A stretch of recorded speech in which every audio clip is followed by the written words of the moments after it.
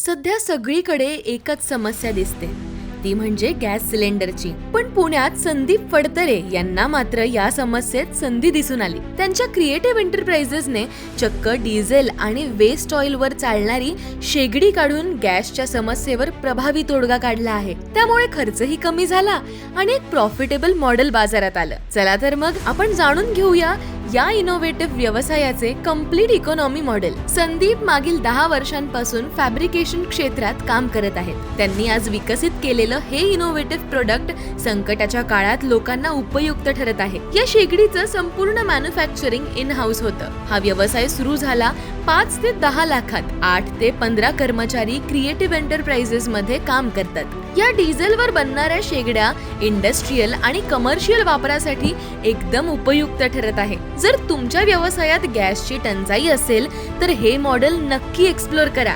तुम्हीही तुमचा व्यवसाय सुरू करा आणि यशस्वी उद्योजक चॅनलला सबस्क्राईब करा.